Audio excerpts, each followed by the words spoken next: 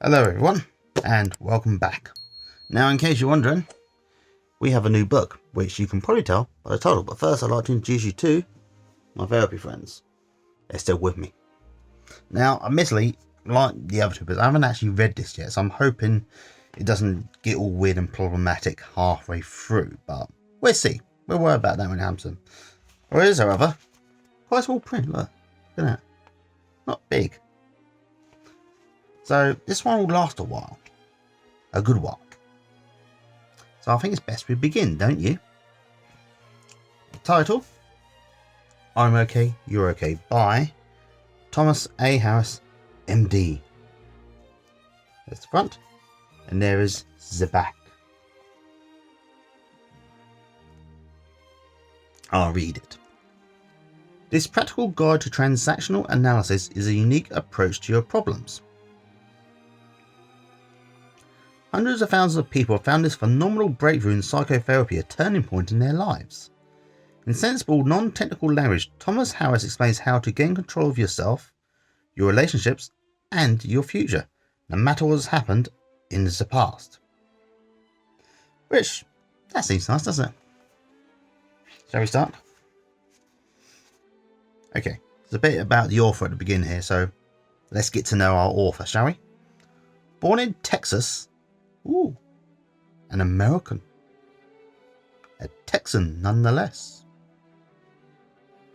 Thomas A. Harris took his science degree in 1938 from the University of Arkansas.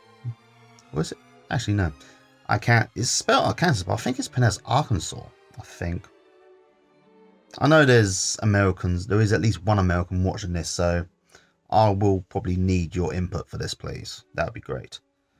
I'll write it on the screen if I remember. It's been I'll show it. Look. Actually, I'll do it one bit. It'll be on the screen, but I'll show you anyway.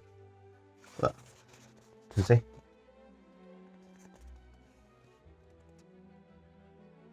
See, it's spelled Arkansas. I think it's pronounced Arkansas.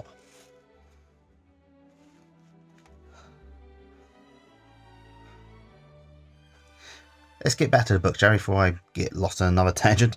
In 1942, he began his psychiatry training in Washington, D.C. at St. Elizabeth Hospital. He was a Navy psychiatrist for several years, becoming chief of the psychiatry branch and leaving the service as a commander. This was followed by a teaching post back at the University of Arkansas, or Arkansas,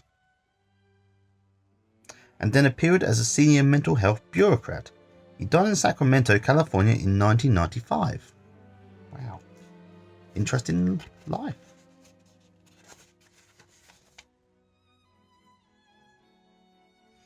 Also, available to Thomas Harris, there's a book called Staying Okay with Amy Harris, who I'm going to presume is a relative of sorts.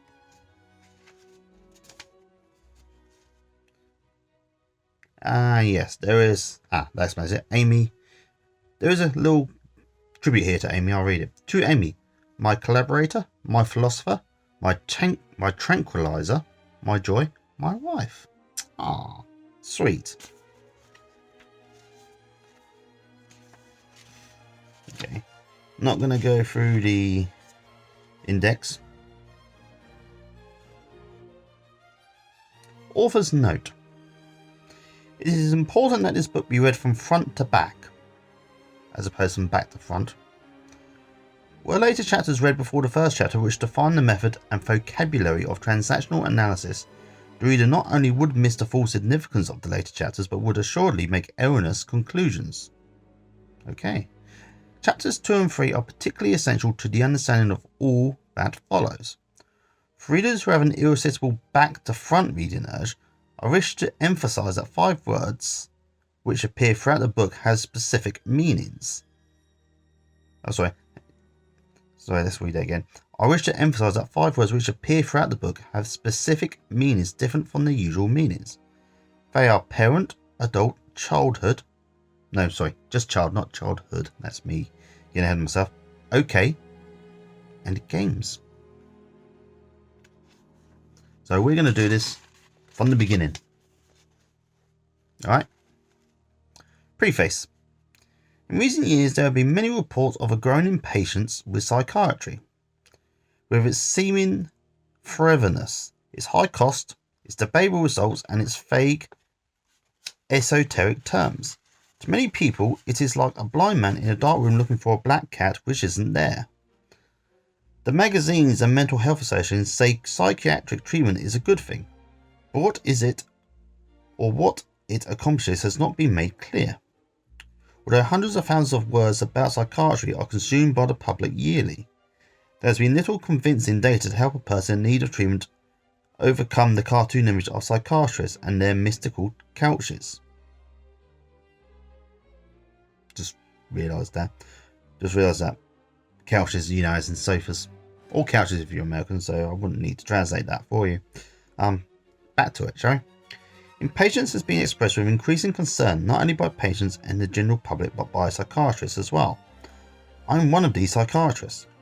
This book is the product of a search to find answers for people who are looking for hard facts in answer to their questions about how the mind operates, why we do what we do, and how we can stop doing what we do if we wish. The answer lies in what I feel is one of the most promising breakthroughs in psychiatry in many years. It is called transactional analysis. I'll have that on the screen for you in case you want to Google it. It has given hope to people who have become discouraged by the failures of many of the traditional types of psychotherapy. It has given a new answer to people who want to change rather than to adjust, to people who want transformation rather than confirmation. It is realistic in that it confronts the patient with the fact that he is responsible for what happens in the future, no matter what has happened in the past. Moreover, it is enabling persons to change, to establish self-control and self-direction, and to discover the reality of a freedom of choice. For the development of this method, we are preeminently indebted to Dr. Eric Berne, who in developing the concept of transactional analysis, has created a unified system of individual and social psychiatry that is comprehensive at the theoretical level and effective at the applied level. It has been my privilege to study with Berne for the past 10 years and to share the discussions of the advanced seminar in San Francisco which he conducts. Excuse me.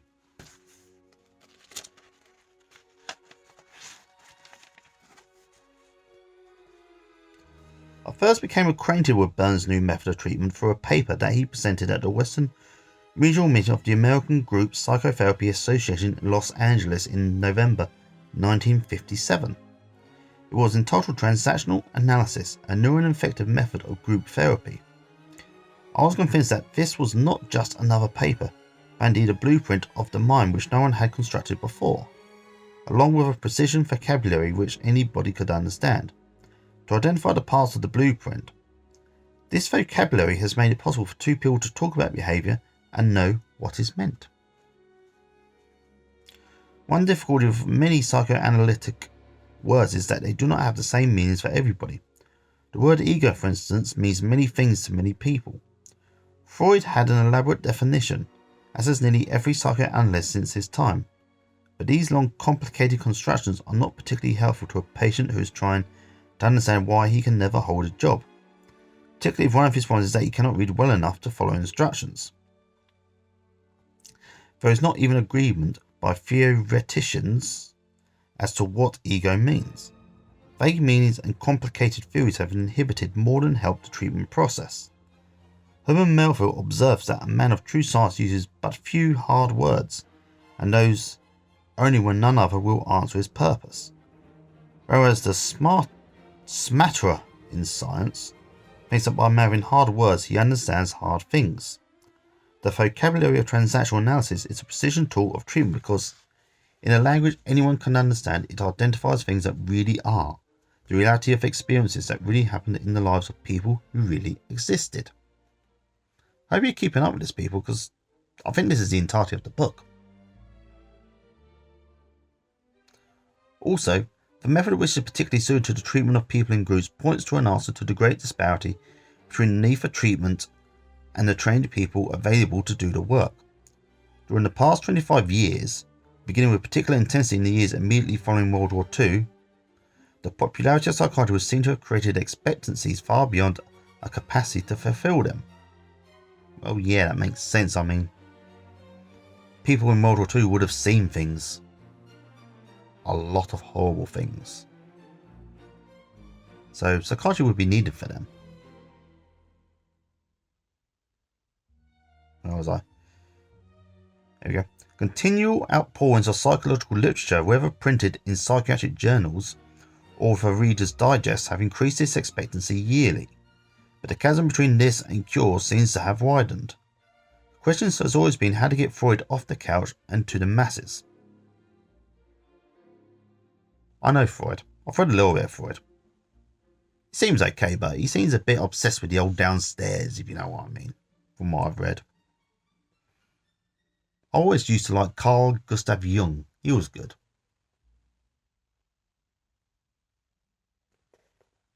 Back to it. The challenge to psychiatry to meet this need was expressed by Mike Gorman, the executive director of the National Committee Against Mental Illness, in an address to the annual meeting of the American Psychiatric Association in New York in May 1965. And this looks like a speech. I'll do my best to read it. As you have escalated from a small cell of some 3,000 psychiatrists in 1945 to a large specialty organisation with 14,000 members in 1965, you have of necessity been increasingly drawn into participation in the major issues of our time. You can no longer hide in the discomfort of your private office, appropriately fitted with an overstuffed couch and a picture of Freud visiting Worcester, Massachusetts in 1909. See, when I first saw Worcester, I thought it was going to be Worcester in the UK, not Massachusetts. I submit that psychiatry must develop a public language, decontaminated of technical jargon and suited to the discussion of universal problems of our society. I realise that this is a very difficult task. It means taking leave of the comfortable, secure, and protected words of the procession and adjusting to the much breezier dialogue of the open tribunal. As difficult as this task is, it must be done if psychiatry is to be heard in the civic halls of our nation. I am heartened by the recent writings of a number of young psychiatrists which demonstrate a healthier version of spending an entire professional life treating 10 to 20 patients a year. The comment of the psychiatrist Dr. Melvin Sabshin is typical. One simple question is whether or not psychiatry can accomplish these new functions or roles by utilising its traditional skills, its standard methodology and its current practices. My answer to the question is no. I believe these do not provide an adequate basis for new functions and configurations. Psychiatry must face up to the fact that it cannot begin to meet the demands for psychological and social help from the poor, the underachieving in our schools, the frustrated among our blue-collar workers, the claustrophobic residents in our crowded cities, and so on almost ad infinitum. Many of its most thoughtful leaders are giving increasing thought to the new role which psychiatry must play in the next several decades, not only broadening its own parochial training, but in joining with other behavioural disciplines on an equal footing in establishing training programs for the thousands upon thousands of new mental health workers we will need if we are to achieve the goals which President Kennedy proclaimed in his historic 1963 mental health message. If I remember, I will put a link to that speech in case you want to hear it. I'll probably look at it tomorrow too. I had no idea such a speech existed, if I'm being honest with you people. No idea at all. Training programs of thousands of mental health workers in a public language, decontaminated of technical jargon, and suited to the discussion of universal problems in our society is being made possible today by transactional analysis. More than 1,000 professionals have been trained in this method in the state of California, and this training is spreading rapidly to other parts of the country and to foreign countries too. About one half of these professionals are psychiatrists. The other half includes medical doctors of other specialties, such as obstetrics, pediatrics, internal medicine, and general practice. Psychologists, social workers, probation officers, nurses, teachers, personnel managers, clergymen, and judges. Transactional analysis is now being used in group treatment in many of California's state hospitals, prisons, and youth authority institutions. It is used by increasing numbers of therapists in marital counseling. treatment of adolescents and pre-adolescents, pastoral counselling and family-centred obstetrical care, and in at least one institution for the mentally retarded. I don't think we use that term anymore. I may edit that bit out. Laurel Hills of Sacramento. A central reason why transactional analysis offers such promise for filling the gap between need for and supply treatment is that it works at its best in groups. It is a teaching and learning device rather than a confessional or an archaeological exploration of the psychic cellars. In my private practice of psychiatry, this has made possible the treatment of 4 times as many patients as before.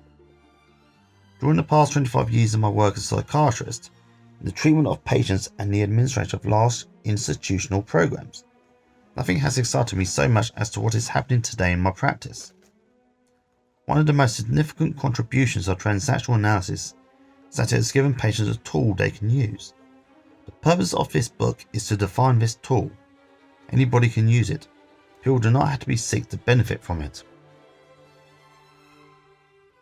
As you can tell, it sounds like I'm losing my voice a bit. I hope that's not an omen for tomorrow. Really don't. But we're almost done with this introduction, people, okay? All this preface, I should say so. Please be patient, okay? Tomorrow, next video, we'll actually be getting into the actual book. Or the next video of the book, I should say. It is a profoundly rewarding experience to see people begin to change from the first treatment hour, get well, grow and move out of the tyranny of the past. We base our even greater hope on the affirmation that what has been can be again. If the relationship between two people can be made creative, fulfilling and free of fear, then it follows that this can work for 2 relationships, or 3 or 100, or we are convinced for relationships that affect entire social groups, even nations. The problems of the world, and they are chronicled daily in headlines of violence and despair, essentially are the problems of individuals. If individuals can change, the course of the world can change. This is a hope worth sustaining.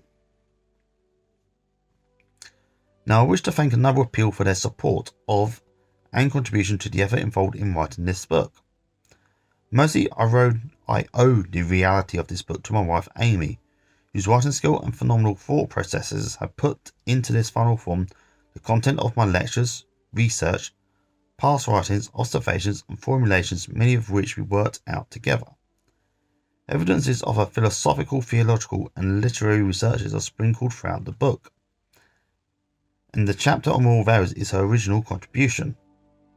Also, I express appreciation to my secretaries, Beverly Fleming and Connie Drury, who prepared the typescript and study copies of the manuscript, to Alice Billings, Mel Heidish, Jean Lee, Marjorie Marshall and Yan Root for their valuable assistance to my children for their delightful contribution. To my colleagues who joined me in founding the Institute for Transactional Analysis, Dr. Gordon Heiberg, Dr. Erwin Eichhorn, Dr. Bruce Marshall, the Reverend J. Reaver Hess, and John R. Saldin. To directors who joined us at the Institute Board Expanded, Dr. David Applegate, Laverne Kreitz, Mrs. Donis Eichhorn, Mr. Ronald Fong, Dr. Alvin Freed, David Hill, Dr. Dennis Marks, Larry Mart, Dr. John Mitchell, Richard Nicholson, the Reverend Russell Osnes, Dr. Owen Prentice, Burton Root, Barry Rumbles, Frank Summers, Reverend Ira Tanner, Leroy Walter, and Dr. Zed O. Young. To the late Reverend Dr. Robert R. Ferguson, Senior Pastor of Fremont Presbyterian Church of Sacramento, and consultant in field education at Princeton Theological Seminary. To Dr. John N. Campbell, Chairman of the Department of Anthropology at the University of New Mexico. To James J. Brown of the Sacramento Bee. To Eric B. York for wisdom and generous commentary. To Dr. Ford Lewis, Minister of the First Unitarian Society of Sacramento, whose devotion to truth and compassion has been a rich source of encouragement. To Dr. Elton Trueblood, Professor of Philosophy at Earlham College, for the significant new data he made available to me. To Bishop James Pike, resident theologian at the Center for the Study of Democratic Institutions at Santa Barbara, for his contagious enthusiasm and generous assistance to two special persons who provided years of training and stimulation, Dr. Frieda Fromm-Reichman and Dr. Harry Stack Sullivan, in whose tutelage I first heard the term interpersonal transactions. And finally, to my patients, whose creative and emancipated thinking has provided much of the content of this book. It is at their request that I have written it. And that is the end of the preface. The next reading video will get into the book proper, but I always feel it's worth reading these bits. So I will finish this now because my voice is starting to go, and hopefully there will be a bit of a gap between this video and the next reading video, because I'd like to be able to go some places and show them to you. One of the reasons you've been getting a lot of reading videos lately is that it's been telework and I've not been able to really go far or make many videos as such. Also, I'm kind of running out of things to say in my, my expression videos. I don't want to keep repeating myself, because there's only so many times I can say I'm trying my best here, but I'm getting setbacks, but I'm still trying, So for now, there may be more videos, there may not. Well, there will be more, but how frequent there'll be is a whole different thing. Hopefully there'll be a bit more variation in between than what has been lately. But we shall see. What will be, will be. So until next time, people, bye.